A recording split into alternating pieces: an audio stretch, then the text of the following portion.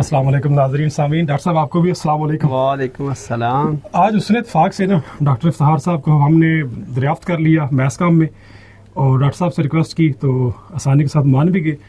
Doctor صاحب سے بہتر کوئی آدمی ہو نہیں سکتا کہ ناکامی پہ بات کیسے کی جائے اور ناکامی سے ایک طالب علم جو ہے وہ کیسے ڈیل کرے۔ سب سے جو زیادہ ضروری چیز تو ہے جی وہ پیشن، یعنی اسٹوڈنٹس کو نا آپ کے اپنا جو پیشن ہے نا جی اس کا پتہ ہونا چاہیے۔ ٹھیک، جب تک ان کو یہ نہیں پتہ ہوگا کہ ان کی اصل میں پازیٹیوٹی کیا ہے یا ان کی اسٹرینتھ کیا ہے، تو اس وقت تک تو وہ کبھی بھی کسی چیز میں کامیاب نہیں ہو سکتے۔ ٹھیک، پہلا یعنی خیال یہ ہے کہ ان کو اپنے شوق ذوق کا پتہ ہونا چاہیے، لیکن اس کے باوجود بھی اگر کوئی کامیاب نہیں ہو پاتا تو کیا وہ دوبارہ سے اٹھ جائے گا یا بس اپنے آپ کو کوستا رہے گا یا قسمت کے کھاتے میں ڈال دے گا؟ نہیں، اصل میں اس میں دو چیزیں ہوتی ہیں کہ آپ نا اپنے طور پہ سب سے پہلے جب اسٹوڈنٹ ناکام ہوتا ہے نا جی تو وہ مینٹلی طور پہ جو ہے نا وہ اپنے آپ کو نیچے لے جاتا ہے، بکھر جاتا ہے، انرجی لیول لو کر لیتا ہے، بکھر جاتا ہے۔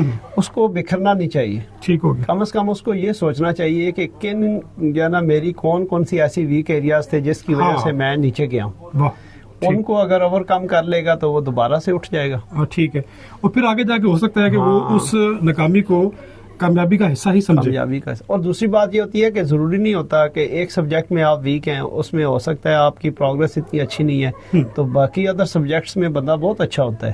ہاں، اور وہ اس کو یہ تلاش کرنا چاہیے کہ وہ اس کے اندر جو اس کی صلاحیتیں ہیں وہ کس جگہ پہ زیادہ بہتر طریقے سے پرفارمنس کر سکتا ہے۔ ٹھیک ہے۔ اچھا، آپ سر میتھ کے پروفیسر ہیں، میتھ میں نا پریکٹس بہت چاہیے، تو یہ پریکٹس والا کانسیپٹ اس ناکامی پہ بھی ہم اپلائی کر سکتے ہیں، یعنی بار بار وہ اس ہنر کی پریکٹس کرے تاکہ وہ کامیاب ہو جائے۔ اچھا، جہاں تک دیکھیں میں یہ سمجھتا ہوں کہ پہلے تو ٹھیک تھا یہ پریکٹس والی بات۔ اچھا، پہلے ٹھیک۔ اچھا، آج کل جو ہے نا جی اس میں یہ ہے کہ میں نے جو آبزرو کیا ہے نا وہ ہے کہ آپ کی انڈرسٹینڈنگ جو ہے نا اس کانسیپٹ کو آپ کتنا ڈیپ لیتے ہیں۔ ٹھیک ہے، ٹھیک ہے، سب سے پہلے تو یہ ہے کہ کانسیپٹ کو آپ اپنے اندر ڈیپ لے جائیں نا، ٹھیک، تو اس کے بعد پھر آپ محنت کریں۔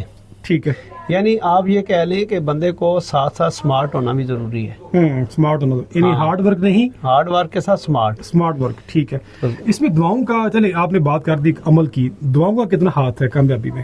اچھا، یہاں تک دعاؤں پہ نا مجھے بڑی ہنسی آتی ہے بعض دفعہ نا کہ ہم سارا جو ہے نا سارا کچھ دعاؤں پہ چھوڑ دیتے ہیں۔